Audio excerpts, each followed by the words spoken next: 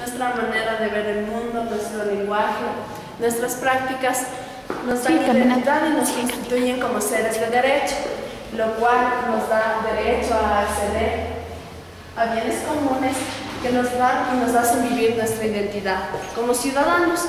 Sin embargo, hay un problema. En el Ecuador se viven diferentes culturas, lo que causa el gran problema en el Ecuador, ya que no hay una ley que garantice o que respalde a las demandas de todos, puesto que actualmente el marco jurídico solo es uno para todas las identidades o culturas que existen en el Ecuador.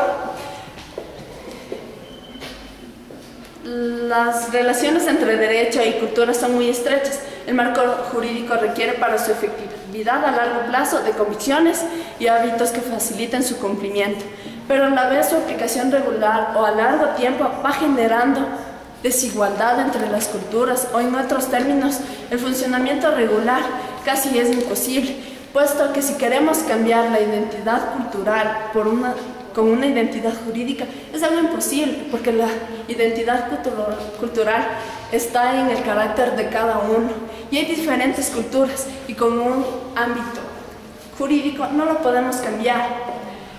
Siempre es más difícil cambiar las instituciones formales porque esas normas culturales están incorporadas en un carácter de individuos, a formas de creencias, lenguajes y hábitos. Esta inercia cultural hace un cambio social, siempre sea lento, gradual. La forma política es una parte de esta dinámica, por lo que la formación de competencias cívicas es un trabajo muy largo. Ahora hablemos de la justicia indígena. Nadie se ha preocupado de hablar de esto, y sin embargo que la Constitución la ampara. ¿Quién dice de que, sí tiene límites y tantas cosas? Se sabe que tiene límites, pero nadie se ha puesto a hablar de los derechos humanos, nadie se ha puesto a hablar de que está en contra de los derechos humanos, ya que ningún humano puede estar bajo torturas.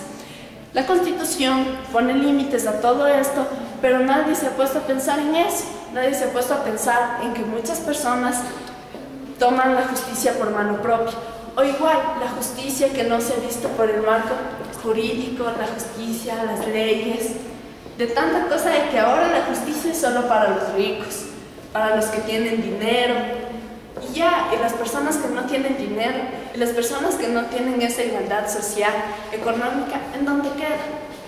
¿Qué se puede decir de las personas que perdieron a alguien y que no pueden hacer nada?